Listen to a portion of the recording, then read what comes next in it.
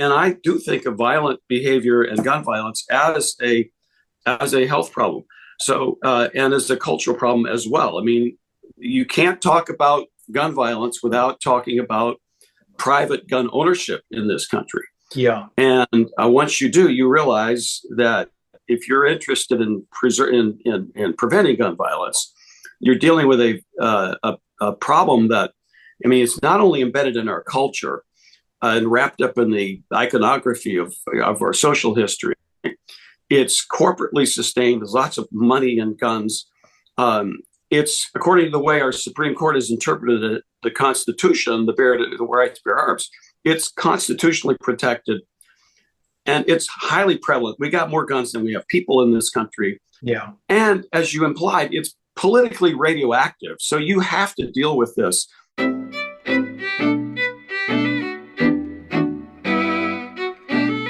We are doing our thing here. We're live streaming on YouTube, and this is In Conversation with Frank Schaeffer. And my guest today is Professor Jeffrey W. Swanson. And do we do Jeffrey or Jeff? Just call me Jeff. My friends call me Jeff. Okay, and Jeff Swanson is a professor in psychiatry and behavioral science at Duke University School of Medicine.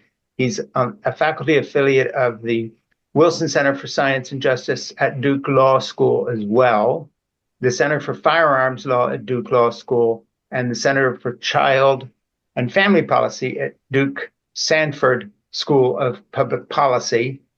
And I've been reading a lot of your papers, Jeff, related to gun violence and the law, both from a kind of a psychiatric point of view, but also just in terms of where we stand. And I wanted to start with something that I'm going to just see if I can call up here and read a little quote. It isn't the reference that you sent me today, but it's one that comes, I think it's pretty recent. And it's Preventing Firearms Tragedy by the Numbers, Remembering Why It Matters. And This appeared in JAMA, J-A-M-A. What's JAMA stand for anyway? That stands for the Journal of the American Medical Association. That's it. That's June 12, 2024. So it's pretty recent. But the thing that got my attention was the kind of personal note at the beginning. And I think actually it's a good place to start. So I'm going to read this. Sure. And this is by Jeff, and kind of introduces his subject, in which he is an academic and a scholar and an expert. And by the way, was referred to us by a friend of ours we've interviewed who's written for the New York Times for 30 years. And when we finished our interview with her on public health and policy, we asked her if she had some other people to recommend, and you were one of them. So that's why we're talking today. The sound of my grandmother's trembling voice lingers from that winter morning almost 40 years ago now, when she called with awful news. My beautiful cousin, Kristen, had come home from college for the holidays and killed herself with a shotgun. Kristen was a decade my junior, a homecoming princess, and a talented pianist with a mischievous smile and whimsical sense of humor. To me, she was like a little sister. But for reasons unknown, persistent feelings of sadness and despair crept in and took root in her mind. 5 days before Christmas, Uncle Jim found her beside the garbage. She had left a note saying she wanted to be with God. And that's a kind of a poignant way. It's very sort of wonderfully untypical of what normally appears at the front end of academic papers, and immediately got my attention.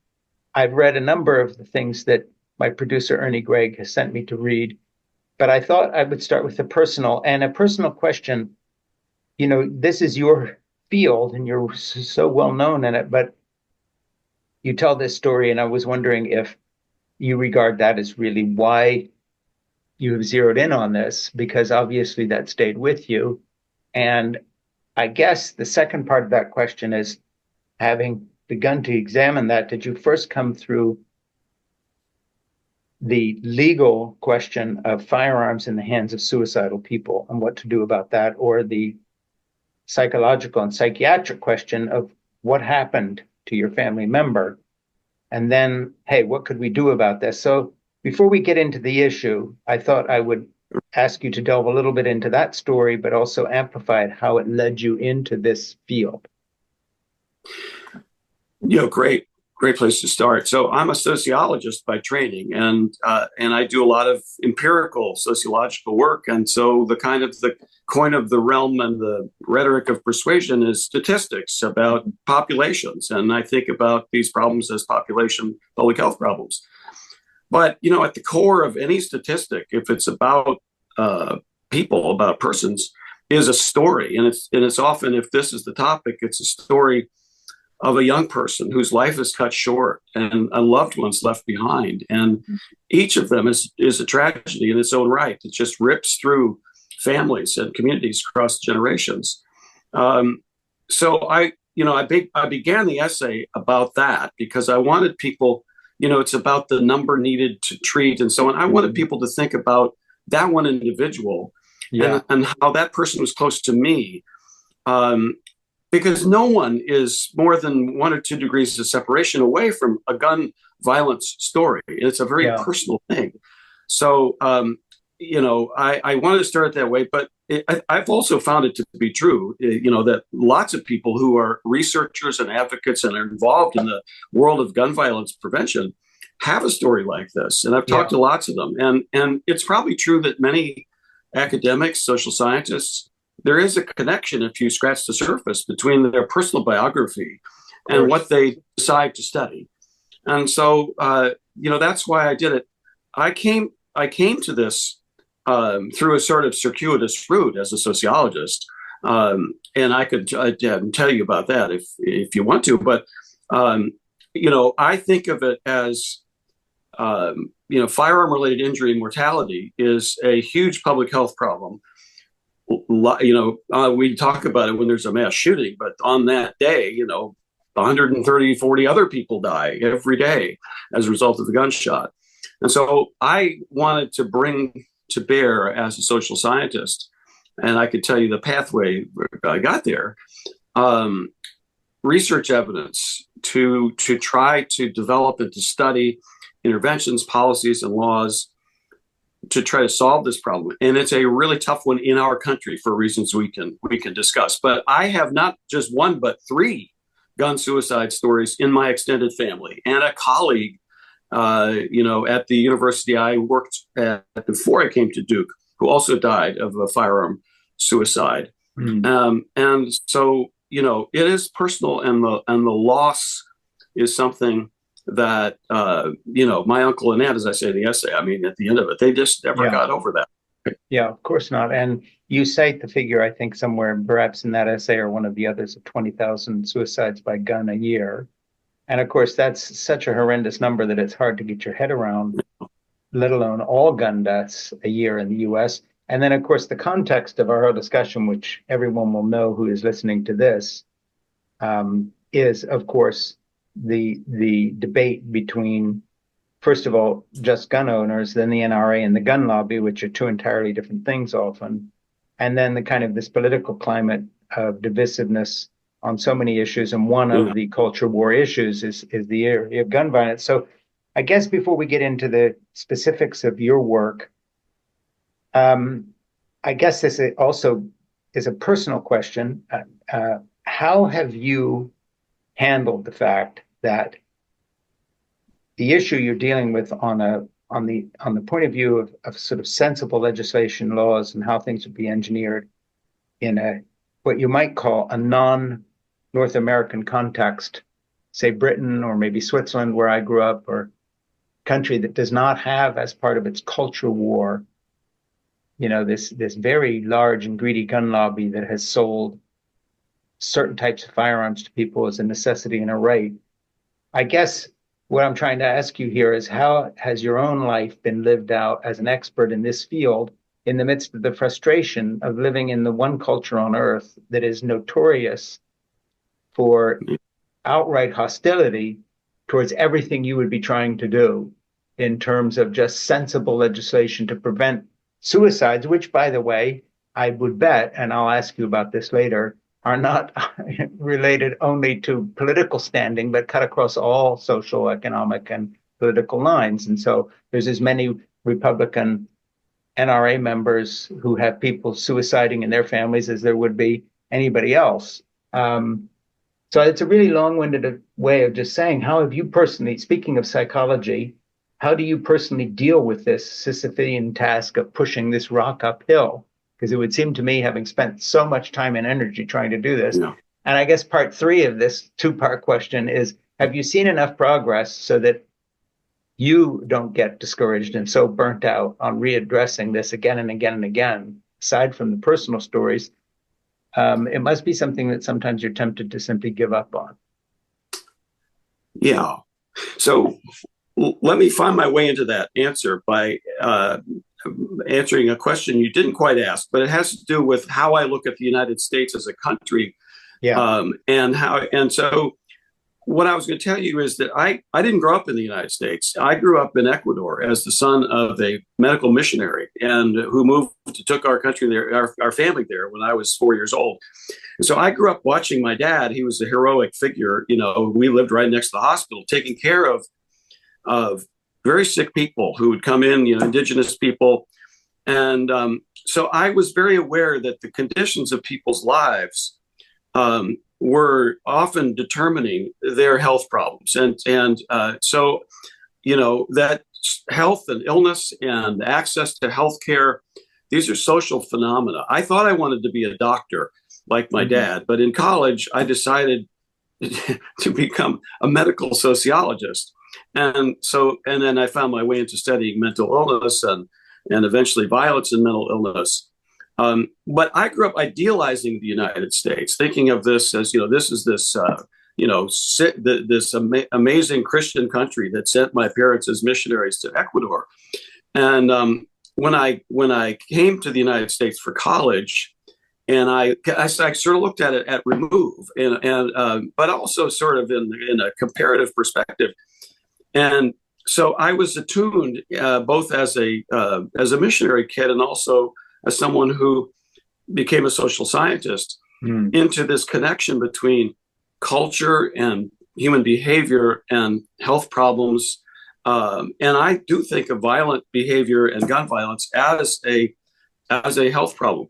So, and as a cultural problem as well. I mean, you can't talk about gun violence without talking about private gun ownership in this country. Yeah. And once you do, you realize that if you're interested in preventing gun violence, you're dealing with a problem that, I mean, it's not only embedded in our culture and wrapped up in the iconography of our social history. It's corporately sustained. There's lots of money in guns. It's, according to the way our Supreme Court has interpreted it, the Constitution, the right to bear arms, it's constitutionally protected. And it's highly prevalent. We got more guns than we have people in this country. Yeah. And as you implied, it's politically radioactive. So you have to deal with this. I mean, I just posted on X the news release to the paper we just published, and you get all of these, you know, comments from people that saying this is junk science, it's garbage, you're taking our guns away.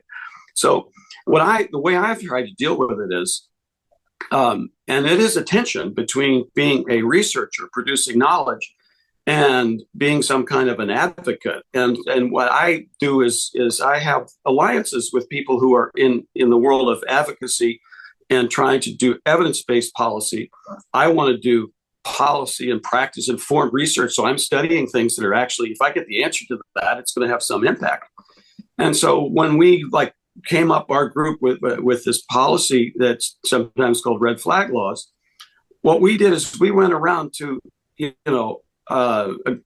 groups of us to every single state, and there are now 21 states in DC that have enacted this, and we had public forums.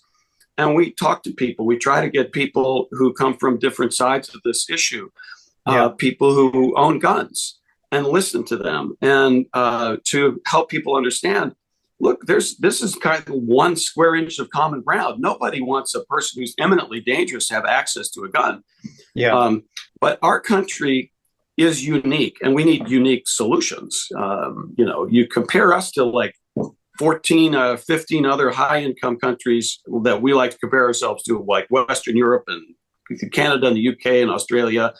Yeah. And our crime problem, we don't have an exceptional crime problem. It's kind of right average. We have an exceptional homicide problem because guns are so much more likely to be involved in these, so you look at homicide, and I mean, we in the bar graph, we look like, looks like the skyline of Burlington, Vermont, with the Empire State Building right in the middle of it, and that's our country.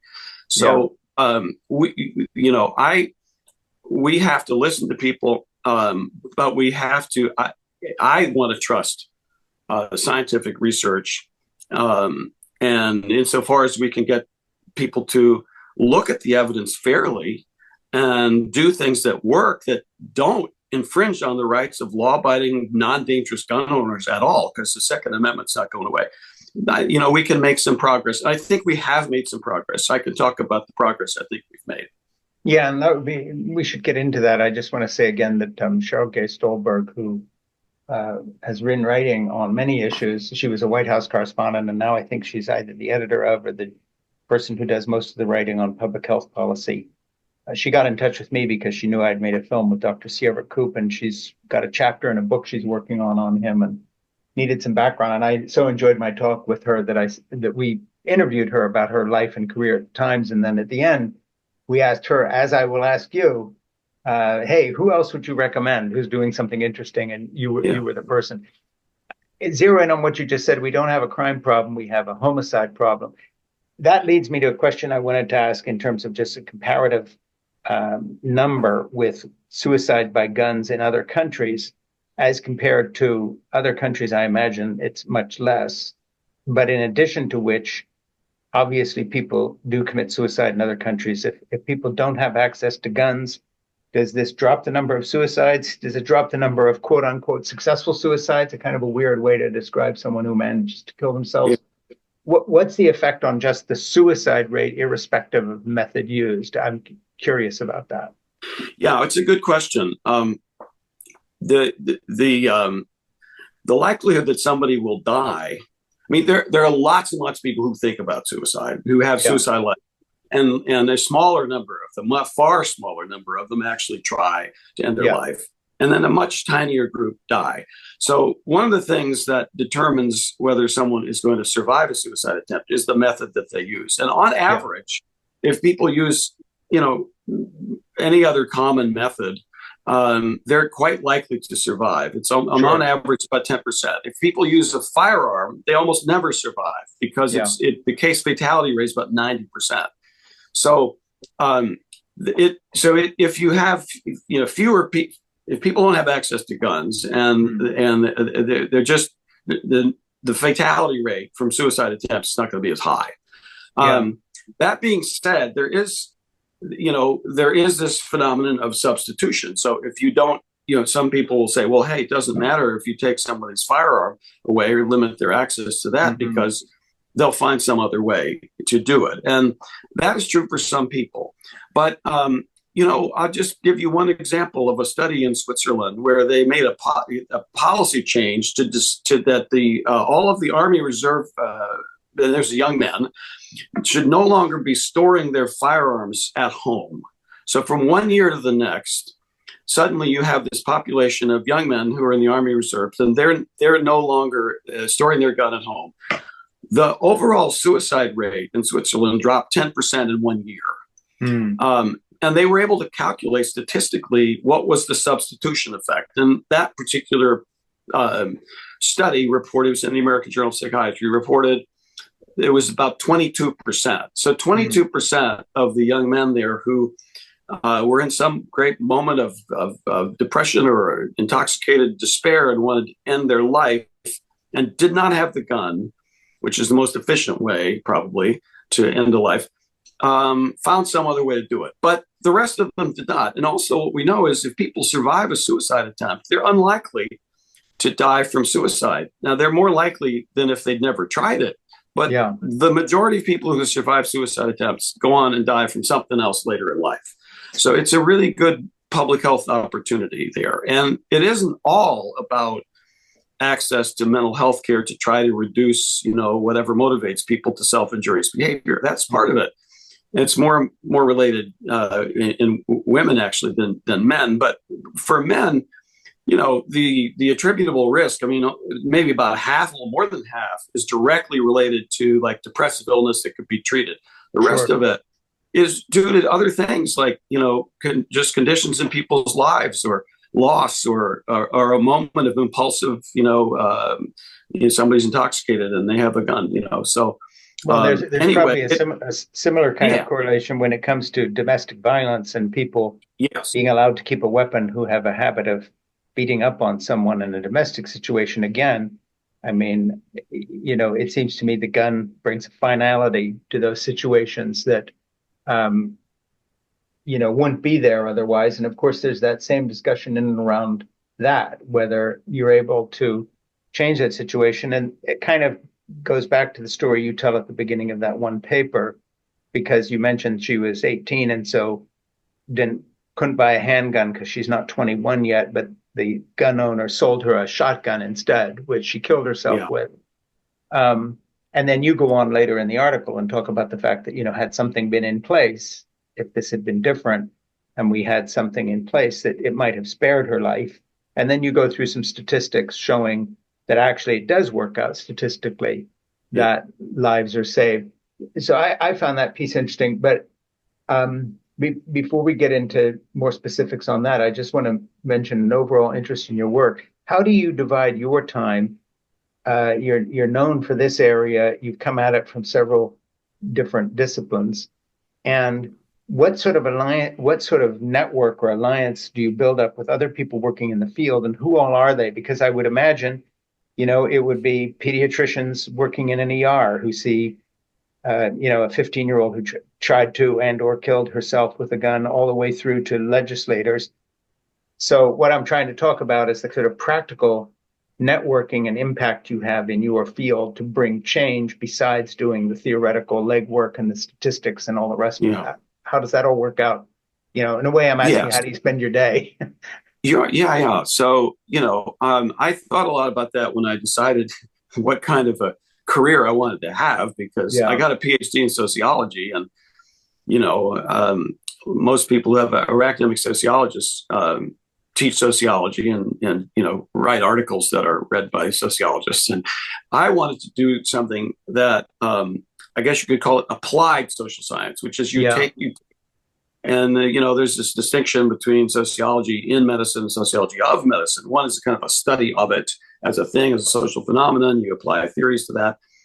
Another one is sociology in medicine, where you're allied with people who come from different disciplines, and you come together and share what what each can contribute.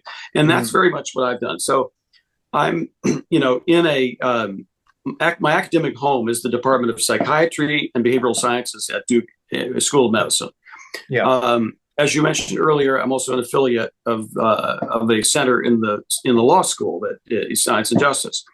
But typically, I co-author papers, and I've published papers in law reviews, in medical journals, and social science journals, and public health journals.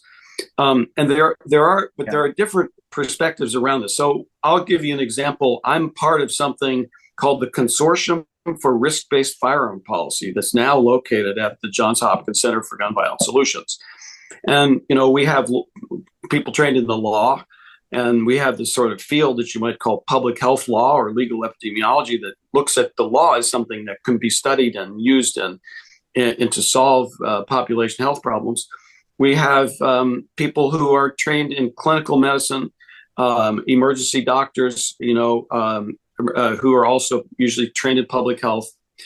Public health tends to be a kind of an enclosure that can accommodate different people with different perspectives and areas of expertise. mm-hmm, And so what I guess the space where I have, and I mostly, to answer your question about how I spend my day, is I'm mostly a researcher, and the teaching that I do, formal teaching, is very little. I mean, I do some seminars for our sure, psychiatry residents, but most of the teaching I do is mentoring postdoctoral fellows who are junior members of our research teams, because this yeah, is not a this is a team sport. And and it takes money to do it, and it's funded by grants. And if we can, we'll get grants from the federal government. Otherwise, foundations will fund it. But we have research meetings, and then I spend time managing grants. Like we have a big grant from the Sure. National Institute of Mental Health right now. I have mentoring sessions. I give talks. I probably give a lot of talks. In September I'm giving grand rounds at Johns Hopkins and at Temple, and then we. So it's a. How do But those talks divide between the kind of teaching to people who are in the field, or what I would just call advocacy, yeah. as in, you show up and you're trying to get people to think in these terms. Just as a footnote, how do you divide that between advocacy, Well, you want to bring change, and or just supplying fellows who are studying with you yeah. with the facts? Well, so I have to try to be careful and balance, um, the advocacy part, Hmm. and to kind of, if possible, keep it a little bit separate because, if I mean, one of the things that gives science credibility, social science credibility, is the idea that we're all operating according to the same set of rules about systematic observation of the world, and we're going Yeah, to let the data lead us where it goes. We're not going to start with an answer that we yeah, already have and go backfill research for it. So, and when you're studying something that is very controversial, and in this case, partisan, is a third rail in the culture wars right now. yeah. The language we use, and how we talk about it. And what I like to do is, here's the evidence. We're like, here is the evidence for whether a policy like in mental health, outpatient civil commitment works and what counts as what it works. Here is another policy called a psychiatric advance directive for people who are in mental health crisis. Yeah. And here is a policy called a risk protection order, which is a civil restraining order to temporarily remove firearms from people who are imminently dangerous. This is the results that we have from the studies that we've done, and be very transparent about that. Yeah. And yes, we can develop recommendations, but we want them to be evidence-based. And we want to be honest about what we know, what we don't know, and also, try to shine some light on things that we think we know that ain't so. And there are things like that.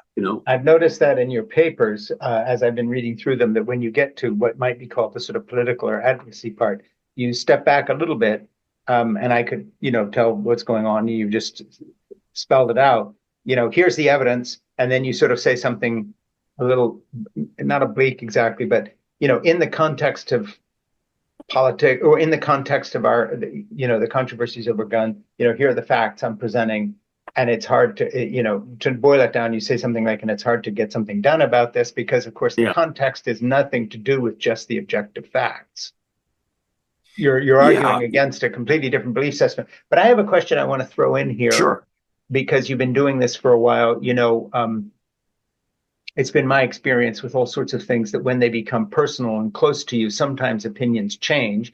And it would seem to me that with 20,000 suicides a year, cutting across all social strata, politics, and so forth, let's just imagine someone who is a gun advocate and they've got their AR-15 and they bought one for their kid on his 18th birthday, whatever, and they're all into this. And then they have an uncle, a father, a brother, a husband who commits suicide.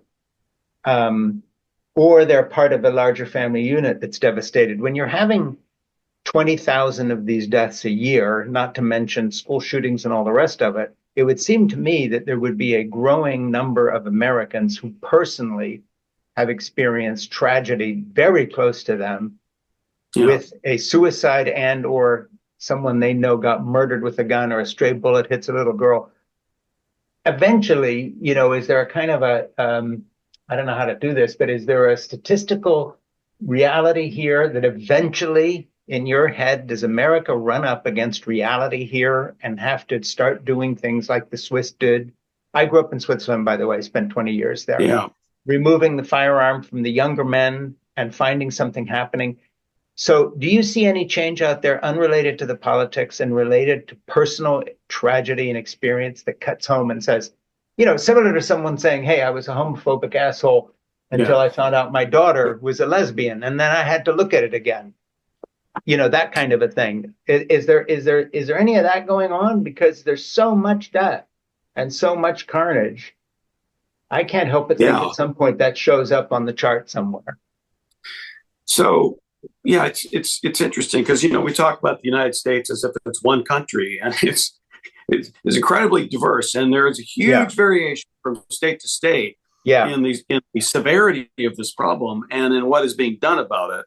I remember, but these, when does gun violence seep into our national conversation and in our collective imagination? And it's after these horrific mass casualty shootings. Sure. I mean, the idea that somebody is going to go out with a AR-15 and just at random start massacring a bunch of strangers, that is a profoundly disturbing event for anybody, no matter what your politics are, to absorb that. And it's so disturbing, and it's so irrational, and it's just everything we don't want ordinary life to be. We want our lives to be safe and to be predictable and to make sense, and it's none of those things. So we want to get an answer to this. And why did this happen? And, it's all kinds of complicated reasons. It's this deviant cultural script that young men are curating and following.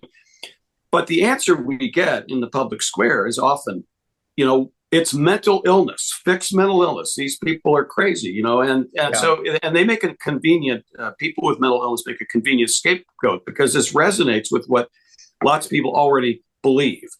Sure.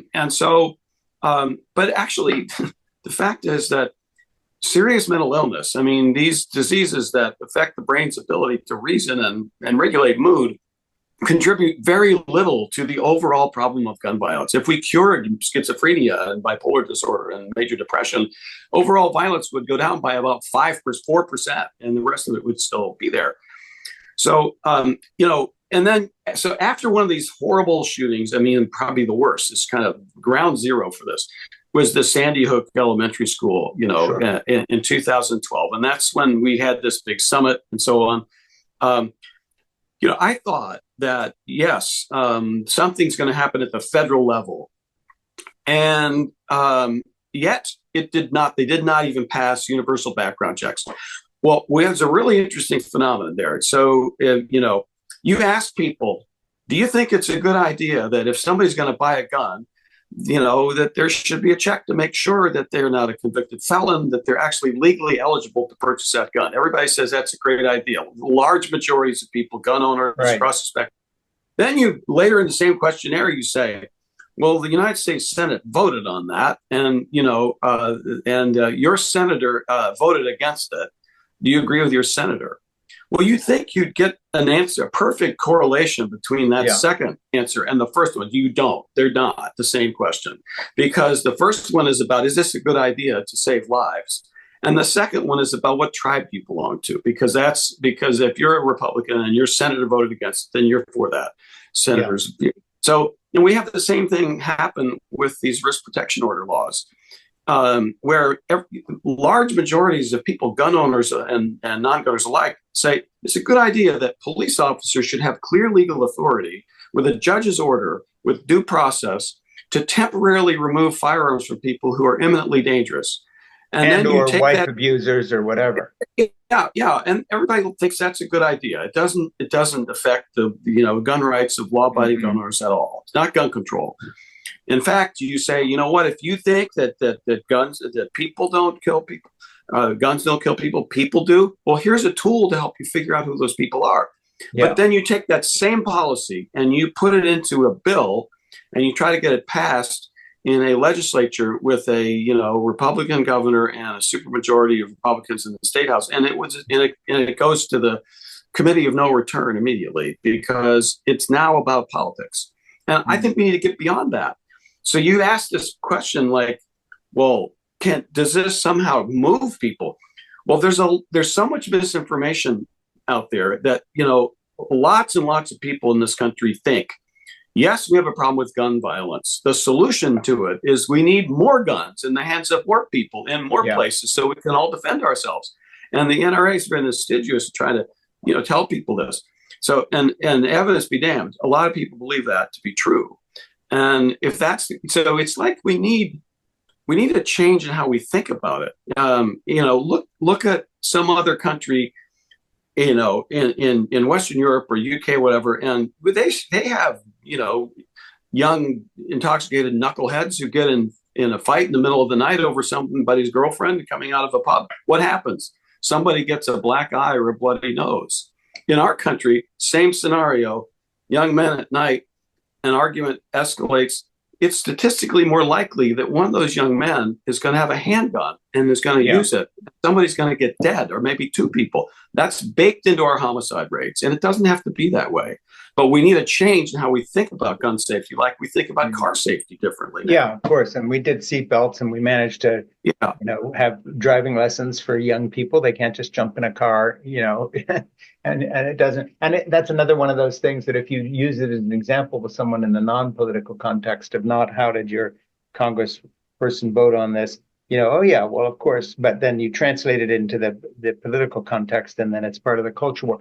I'm just going to reintroduce you here a second. This is In Conversation with Frank Schaeffer, and my guest today is Professor Jeff Swanson. And this is, I don't want to embarrass you, but I think you would be regarded as a leader in the field of scientific approach, psychiatric approach to this issue, as well as because of your position in a law school, trying to correlate the psychiatric, the legislative, and the legal aspects all in one life and career. That's kind of how, at least from going through all the papers you've written, or many of them, that's what I got from that, this kind of interdisciplinary look at it. So maybe this is a weird way to put it, because who wants to be this person? But you kind of maybe the number one expert on gun violence in America, if there was one person to choose. And I think you're it, Jeff, which is an unhappy thing to be.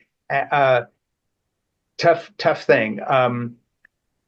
Speaking of psychological balance and happiness, we could get into that. It's a hard neighborhood to work in all your life. So we're talking today about various papers Jeff has written, and we started getting into this through a personal story. I want to change gears for a minute here and just ask you a different question. I come from a missionary background as well. My dad became a very famous evangelical theologian. So just off the subject for a minute, what denomination sent him as a medical missionary out? Who was he with? So he grew up in an evangelical denomination called the Evangelical Covenant Church. It's a sort of has a Swedish immigrant, Lutheran background, but it's a covenant. It's now sort of mainstream evangelical, but he was with a non-denominational evangelical mission that was known as HCJB because they had a radio station, otherwise known as the World Radio Missionary Fellowship. And but they had a medical arm, and they had two hospitals and other programs. And so that was, but he believed that, and my mom did too, and she was a missionary as well, that their work in healing people and helping people was very intertwined with their Christian mission. Yeah, and I wrote a book about that too. About what aspect were you dealing with in your book? So the book is called Echoes of the Call, and the subtitle is Identity and Ideology Among American Missionaries in Ecuador. And it's Oxford University Press, 1995, and it's a book that was based on my doctoral dissertation at Yale. And I was interested. I was, at the time I wrote it, I was a young man trying to do the identity work of figuring out, this background that I'd come from and what motivated my parents. And now I was, in this much more, pluralistic, secular, much broader academic intellectual context. And so I wanted to use my intellectual tools as a sociologist to study that world and to understand not only the motivation, but how the missionaries there used language, rhetoric, storytelling, and their own sense of strangerhood in the world, which is a very nuanced kind of theme that is both personal and social, to make sense of their world. And so I gathered all kinds of Christian testimonies and testimonies of divine calling, and those are all in this book. But I ended up taking, I had two specialties in sociology. One was sociology of religion, and then the other was sociology of medicine, health and illness, and psychiatric epidemiology. And I ended up going that direction. But I still have these habits of mind of thinking about how do people's religious affiliations and their own way of thinking about the world and asking ultimate questions, and how does that relate to everything else that's going on that I'm studying, and so it's a rich and complex way of thinking about it, but I don't regret it. Yeah, it seems to me, I don't know what your journey was subsequently to those years you spent there, and then by the time you were writing a book about it, how you look back on it and how you're further on that path. Yeah.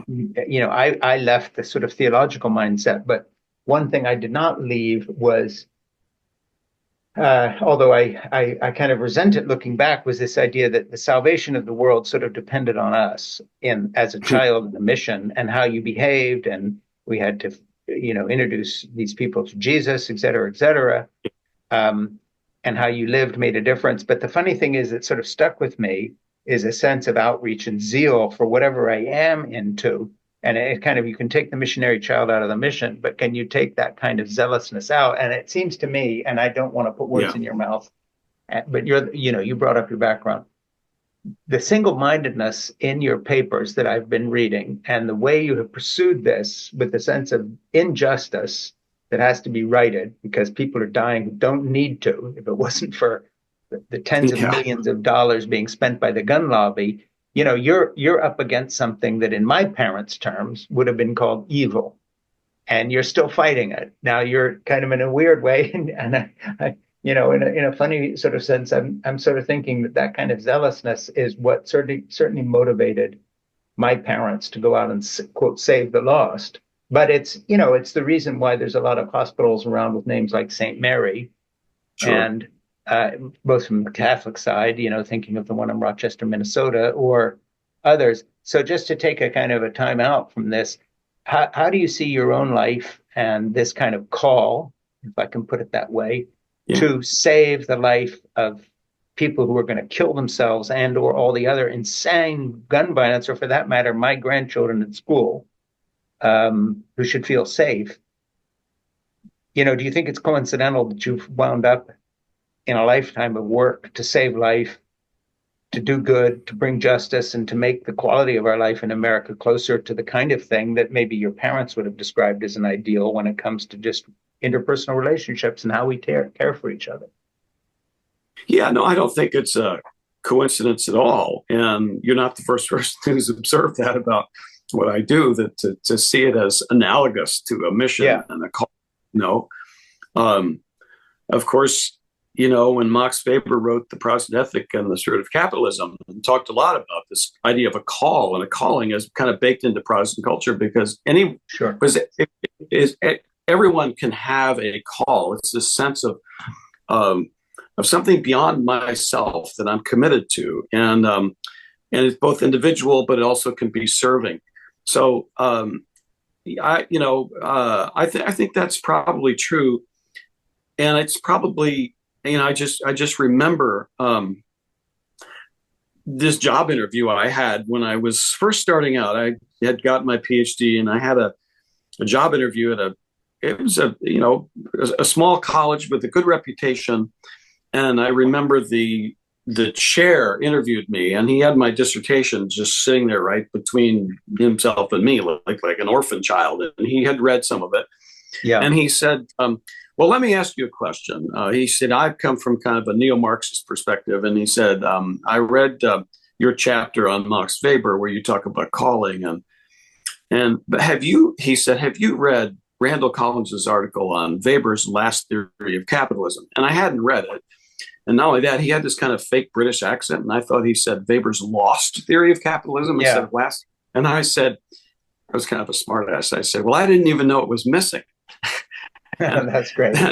And then he said, well, let me ask you another question. Do you read German? And I said, well, I don't. He said, well, that explains a lot because, you haven't even read Max Weber in the original German.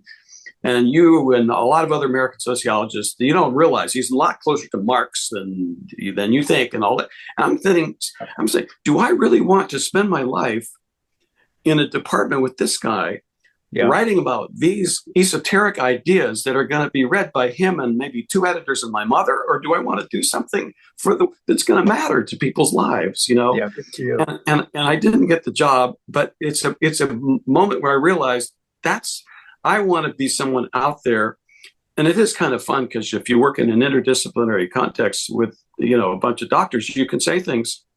Sometimes it would be perfectly obvious to any sociologist, and they think you're a genius. You came up with that but that's what's great about interdisciplinary work, But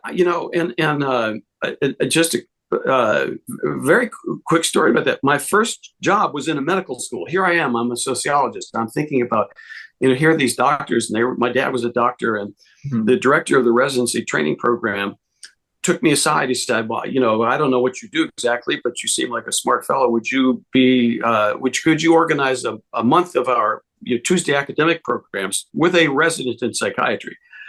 And I said, sure. And it can be anything you want. And so what I chose is I said, why don't we do something on religion and psychiatry? Because, here are these people that are coming in to see these psychiatry residents. They come from all over the world. They don't understand each other very well. And so we're going to do that. A couple of days later, the resident who I was working with called me, and he said, I have a great case to present, because we had to present a case. And he said, it's this lady, and this is my first experience with violence and mental illness, that the police have brought her into the emergency department. I was on call. And, she seemed they picked her up at a church service. And the police were called. She's at the church service, and she was flailing lead pipe at the pastor, attacking the pastor. So she seemed really psychotic, and I admitted her as, psychosis not otherwise specified. He said, the weird thing is, when I went back to see her the next day, she's perfectly sane. She knows where she is. She doesn't seem like she's mentally at all, but she has a particular account.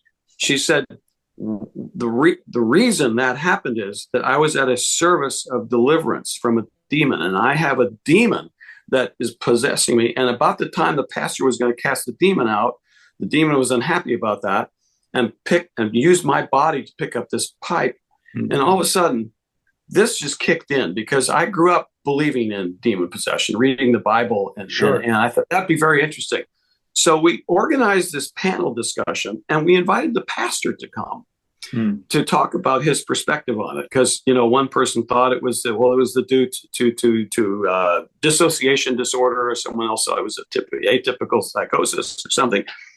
So I invite the pastor, and he was, you would recognize this character. He was kind of out of central casting from East Texas. And he came in, and I told him he had 10 minutes to speak. It's an amphitheater with all of these people in white coats. And he walks up there with a Bible, and he says, ladies and gentlemen, I'd like to begin by reading a passage of scripture. And I'll bet you recognize the passage. He said, and the passage from the Bible is, you wrestle not against flesh and blood, but against principalities and powers of the air. Yeah. And all of you people who are training to be psychiatrists, if you think you can understand this violent act, that this woman engaged in by understanding just, her brain and her mind, you're wrong. The human life is a crucible struggle between evil and good, between Satan and God. And sometimes Satan wins. And he goes on, and, he went on for 15 minutes. Finally, I had to cut him off.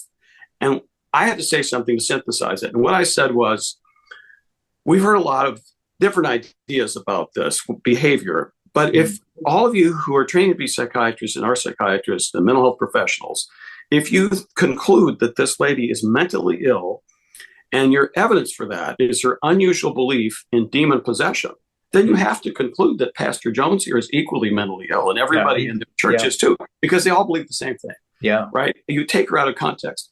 And so that was the kind of thing where I brought my two worlds together. They kind of collided there, right? Yeah. Because I understood where that was coming from. And yet, it looked very pathological in that setting. And that's a little bit off the tangent, but that was one of my first, I really wanted to think about how do we understand this connection between what's happening in the mind and the brain and life story and behavior that can be very harmful. Well, and the context of belief. And I think that actually Absolutely. has a very, very direct impact on your work in terms of gun violence. Sure. Because, of course, it's the same thing that happens when you say to someone, as you brought up a few minutes ago, you think it would be a good idea to do some background checks and prevent a girl who's tried to commit suicide 3 times from now buying a handgun to do it right, quote unquote. They say, yeah, that's a great idea, but your senator voted against it, and suddenly it comes down. It's exactly the same thing. As soon as it becomes part of MAGA Nation or the Trump thing or the Republican Party, and that's a good segue to a question. I made myself a little note here. Maybe this is a stretch for you, but what do you think that the belief system is, speaking of that lady and her pastor, that has perpetuated the support of what I'll just say is gun violence in America, from not just the extreme right and Christian nationalists or whatever, and who are into gun ownership, but more recently from the majority on the Supreme Court, which wanted to curtail this ability of New York State to control gun violence in New York City, and many other aspects of open carry and all the rest. So what I'm talking about is you've got this pastor with his Bible, believes in demon possession. That's the context in which she picks up the lead pipe. And if she's crazy, to use the layman's term, he is too. So it's the whole congregation. It was a great point. So you got to look at it differently. What's happening when it comes to Amy Coney Barrett and the rest of the court? Because weirdly, most of these folks come out of a conservative religious background themselves, and they see these issues in terms of not just politics, but right and wrong, even as in we're willing to put up with a certain number of collateral damage deaths, school shootings, suicides, whatever, to maintain this higher principle of constitutionality, which is their argument. Yeah. I mean, it seems to be the same thing. It's like, which lens are you looking through? Because within their framework, does that sort of make sense? I mean, if you're going to accept 50,000 deaths a year with gun violence and suicides combined. Yeah.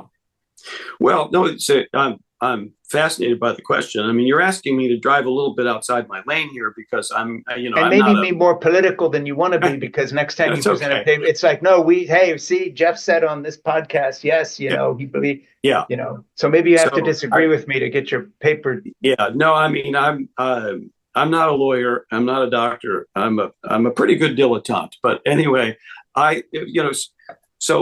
but you don't have to be an expert to observe that the court has become more partisan in recent years, given the story behind these appointments.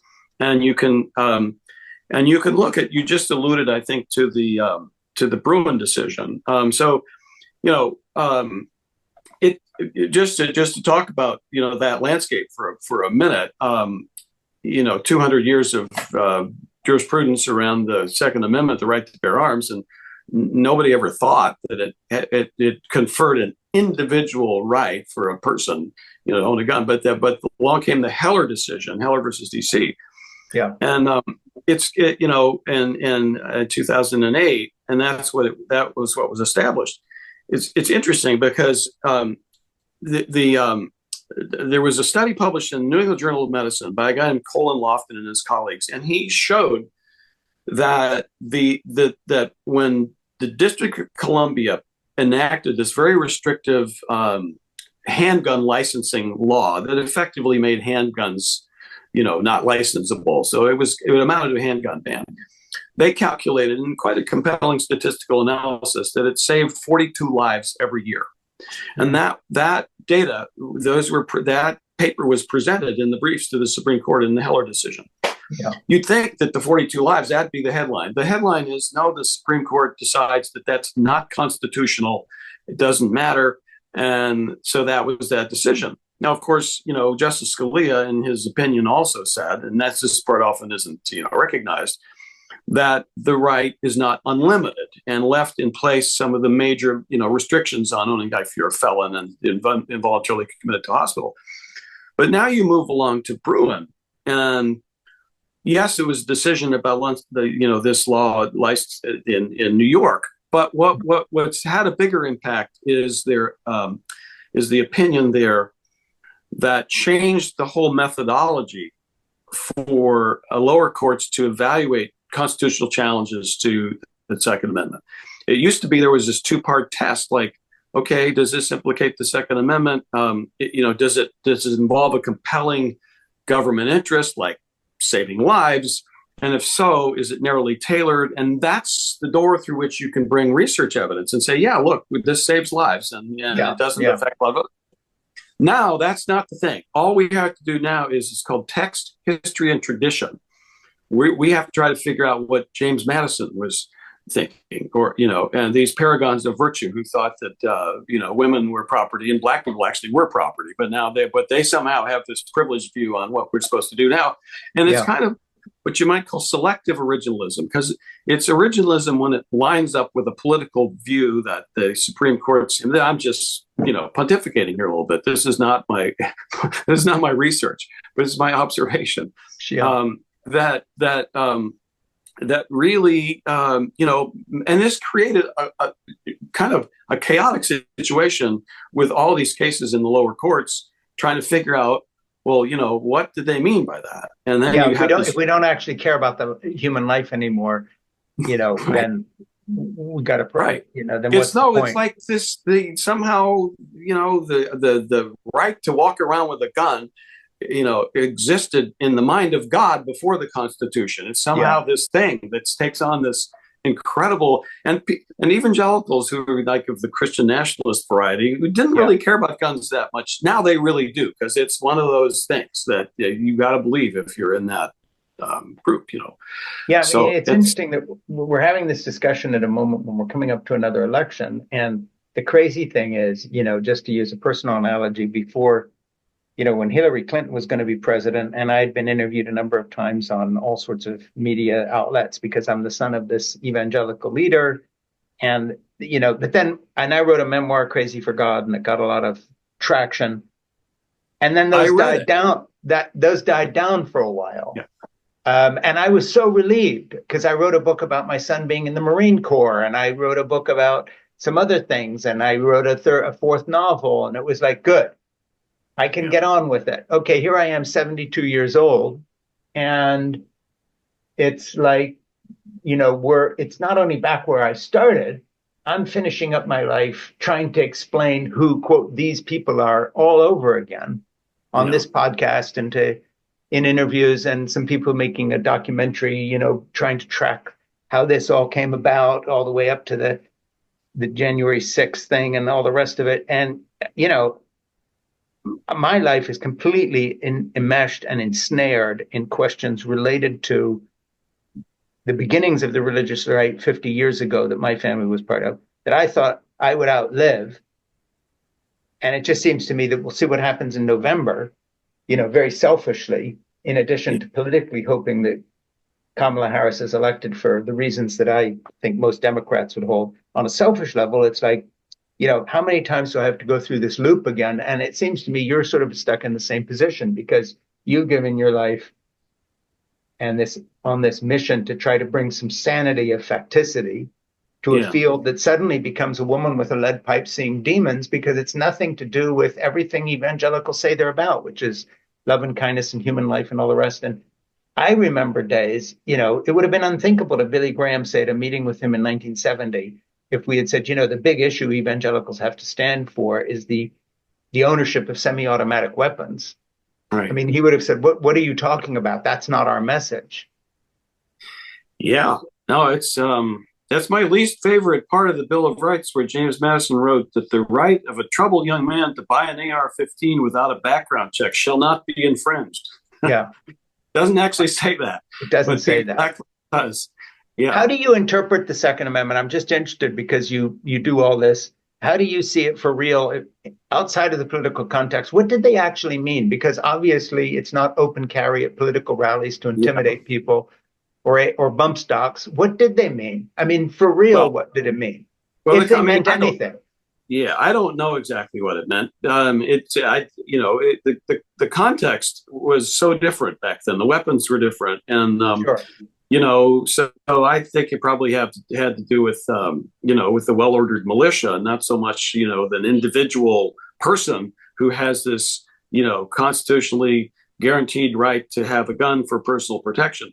But it doesn't really matter what it meant, because where I sit now is that this is the context in which, I mean, it would be nice if we could just start with a blank sheet of paper and a bunch of smart people and say, let's do what works. And we might decide, like all of our peer high income countries that we've talked about, they might look at this and we might, just like they do, and we would say the idea that everybody should have guns and walk around with guns is just too damn dangerous. So we're going to broadly limit legal access to guns as a public safety measure. And so we can't, just like we do with driver's licenses or anything else. So we cannot do that. We cannot broadly limit legal access to guns. I mean, those countries say, well, we're going to limit legal access to guns and then make some exceptions on the margins for people who have a good reason to have a gun, and then it's highly regulated, maybe a gun club and stuff. But here we do just the opposite. We say, you have this right, and then we try to make some exceptions on the margins for really dangerous people, but we don't know who they are. We have to figure out who are the people who are so dangerous that it is justified to override a constitutional right. And that's very hard to do because people are complicated. Gun violence is a very complicated behavior. It's caused by lots of different things that interact with each other in complex ways. Mm-hmm. And all the risk factors for violence are non-specific, which means they apply to many more people who are not going to do the thing you're trying to prevent than who are. I mean, two of the strongest risk factors for gun violence and violence in general are what? Being young and being male. What's that do? Are we going to round them all up? No. So, we have a very challenging problem in this country, given the fact that we have 300, 500 million guns, more guns than people. And they're so entrenched in our culture, particularly in some areas of the country.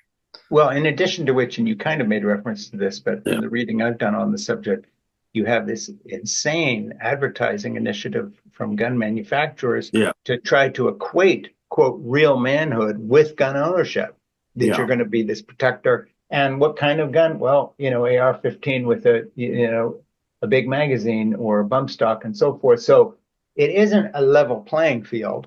No one else is spending hundreds of millions of dollars from the other side to try to protect the girl who's about to blow her brains out with the shotgun. Yeah. It's all to make young men who are doing all the young men things feel like they need a gun. And that's new. So when people say, well, it's a mental illness thing because of lack of spirituality or less people in church or, they're whatever, this wasn't happening in the 1950s or 60s. No, because the gun lobby was not advertising AR-15s to young men saying, this is your rite of passage.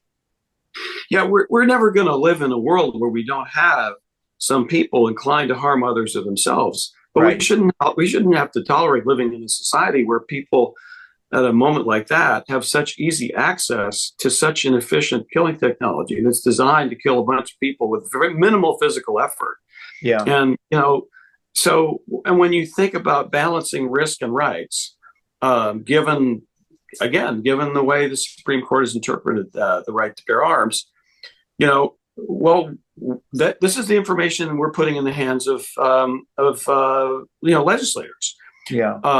At the state level, and a lot of it is happening at the state level. I mean, I'm not that hopeful at the federal level, but we did get the Bipartisan Safer Communities Act, and we had some input into that, and I got to go to the White House, for that ceremony. But if you look at it a little bit more positively, more people in this country now live in a state with stronger and more sensible gun laws than was the case when the Sandy Hook shooting occurred. Yeah. And there are certain kinds of states and not others kinds of states. Um, and there are some states where, there's a lot that's really to celebrate about solving this problem. And just to mention this one policy that we've worked in quite a bit called the ERPO, or the Extreme Risk Protection Order, or the Yeah. Red Flag Law. It's a solution that is kind of tailor-made for our country, because other countries wouldn't need this. But it's about risk. It's not about mental illness per se. Yeah. It's about behavioral indicators of risk. There's due process. The state has the burden of proving in a court of law that this person poses a risk, and it's temporary, and it's not criminalizing. And it could be, we're worried about Uncle Floyd. He's bereaved, and he's drinking heavily, and he has 6 shotguns. Yeah. And, just preventing him from buying another one isn't going to help. You might need an intervention where we actually remove those guns for a while. Police look into it. They have to swear out this affidavit. In Connecticut, a state's attorney looks at it. A judge decides. So there's plenty of due process, but it might save that person's life. If you're in a state that doesn't have a law like that, you call the police. They might say, well, is he a convicted felon? No. Well, has he been involuntarily hospitalized in a mental hospital? No. Is he, mentally incompetent or criminally? Well, no. Well, then call us back when he does something, and it might be too late. Yeah. So what we've showed with this research, and the newest paper confirms this with our statistical models, is that for every, let's just say a range, but 15 to 20 or so of these gun removal actions that are temporary, one life is saved. So then you ask yourself, is that high or low? And it may depend on where you're standing. If you're someone who cares more about the Second Amendment right than any other damn thing in the world, you might say that's unacceptable. And people do tell me that. Like, what about these other people? You took their guns away, and they wouldn't necessarily have died anyway or done anything. But if you're someone like me, and you have a story like Kristen, or my other 2 relatives who died, or my colleague who is a professor of epidemiology, then you think, you know what, that is an appropriate balance between risk and rights. And it's in every treatment in medicine has something like that. Like, not everybody is going to benefit from it. A lot of people get side effects. So you have to balance out, how bad are those side effects? Yeah, and again, if it wasn't so politicized, we would see the sense of that, in the same way that, I don't burn with resentment every time I see a police car at an underpass with a speed trap and notice everybody slowing down, because statistically, if there was no speed trap at all ever anywhere, instead of 48,000 or 50,000 deaths a year on our roads, it would double, because we would know, well, what about the guy that's, stopped for no reason? Well, the 10,000 cars that passed that car that was pulled over in the last 10 minutes on I-95, you've established the fact that it isn't open season on the freeway. Right. I mean, this happens in every other area of life again. And also, we don't say, when there is a fatal crash and somebody was driving 95 miles an hour, we don't say, well, obviously we don't need speed limits, because that person they ignored it and they drove 95 miles an hour. They're mentally ill, or they're drunk. We need more. We don't say that. But people do say that if there's a mass shooting that occurs in a state that has a red flag law that's been used maybe 10 times, they say, look, it doesn't work. It didn't work. Yeah. It's not going to work unless it's implemented. And otherwise, you might as well just take your new bill and roll it up in a bottle and throw it in the ocean. Hope somebody finds it. There's a lot of credit for any progress being made in this area goes to my guest today. And we'll wrap this up in a minute. This is In Conversation with Frank Schaeffer. My guest has been Jeff Swanson, PhD, who has written, I was starting to Google and prepare for this a while back, and Ernie sent me some things, and essentially I read a lot of stuff about you and by you, but it's huge. It's if you bound all these papers into a book, you'd have a library. There's so much, but Jeff, it's been a real pleasure. And I would just say that, please do for us what our friend from the New York Times did in recommending you. We're interested in this subject, and whether it's somebody's story or an unrelated thing that you think we would have a good podcast discussing, please, when I ring off here, as it were, stick around for a minute and talk to Ernie, my producer, and see if we Sure. can't find some more, because this is something that I posted a lot about myself. Every time there's any kind of a another shooting or whatever, I'm always exercised by it. Just as someone that does childcare for 3 of my grandchildren, there's many a time when I've been at school pickup waiting there soon after the news of another school shooting or something, and I'm really, it's personal every single time. I mean, and I think it is for so many people that we got to make that connection, and you're spending your life working on that. Please subscribe to In Conversation with Frank Schaeffer at Apple Podcasts, and to my Substack, It Has to Be Said, at frankschaeffer.substack.com. And Jeff, come back and talk to us some more, and please send us some more guests, because this is not an issue that we should only do one podcast on. We'll keep addressing this. I will do that. And there are many colleagues who have worked with me on this,